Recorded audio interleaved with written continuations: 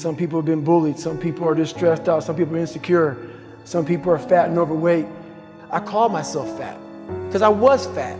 And people don't want to do that. They want to say, oh, don't call yourself fat. Don't call yourself dumb. If you're not real and raw with who the f you are, nothing's going to change. In this nice new world that we live in, we want to hear, you're just a little big. No, man, you might be fat. We surround ourselves around people that make us feel great. They tell us what we want to hear.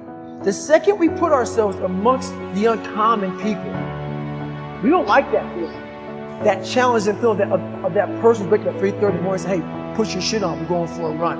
We like that person who says, hey, no, man, I don't feel good today, man. And they say, oh, it's okay, brother. We don't want that motherfucker who's like this. Hey, man, no, bro, get your shit on, man. Stop being a punk.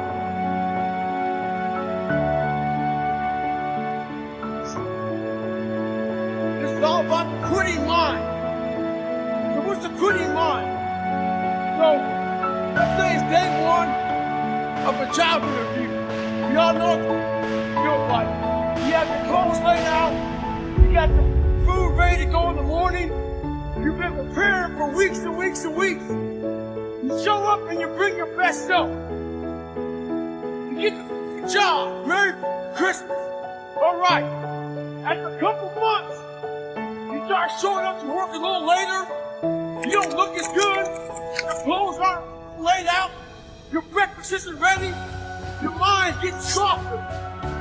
We do that in everything in life. When New Year's comes up, guess what? Don't have a quitting mind. Repetition every day. Stay hard.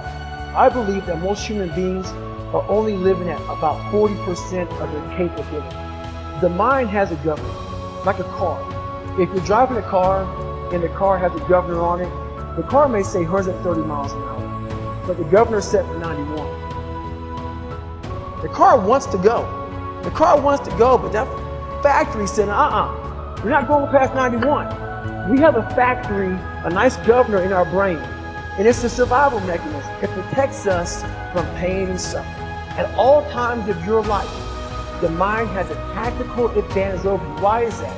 It knows what you're afraid of. It knows your insecurities. It knows your deep, dark lies. And it starts to push you away from that. It pushes you in a direction that is comfortable. The mind controls everything. You get to 40%, your brain says, we're done.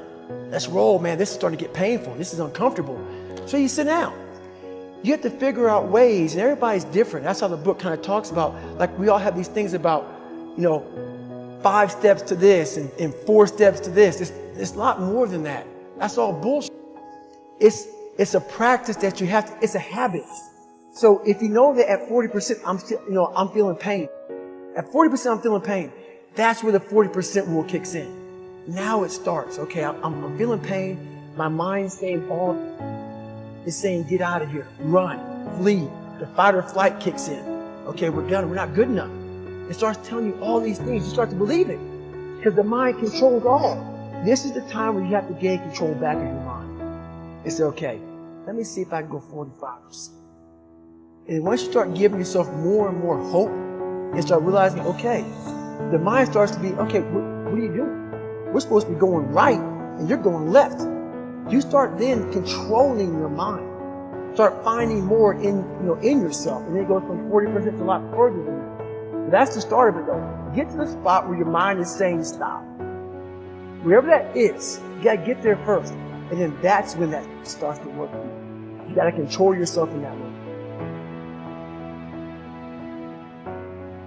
Well, it's that time of year again, we start to feel real happy. Why? Because we're not going to work. If you believe in Santa Claus and you celebrate Christmas, you're looking forward to Santa Claus coming on the chimney and giving you some presents. It's a real good time of year. So in that good time of year, we start to feel real good about ourselves. Start to feel great. So we start making promises to ourselves about, hey, I'm going to lose some weight. I'm going to be better at school. I'm going to be better here, be better there. Guess what happens? The real Merry Christmas happens. And all of that noise is gone. It's quiet. And it's you against you and now all those endorphins are gone. And I promise me, by getting up early and getting after it to go lose weight, study harder, guess what? It's a lot harder now. That repetition becomes a lot harder now. So a lot of us can't do things on our own. So find somebody in your life. So when you throw that towel in, they throw that motherfucker back at you and say you're not done yet. How are you going to feel when you accomplish this goal coming from that? Coming from the fucking hell you came from. A lot of people start from a good starting point, from a good foundation. What if you can surpass all these things? If everybody who was way up here started up here, and you started with no legs, you had to grow the legs so you can start walking, and then crawling, and then running, and then you start passing people with all this given to them. This might be exactly what I need. The darkness is exactly what I need. It's how you look at your situation.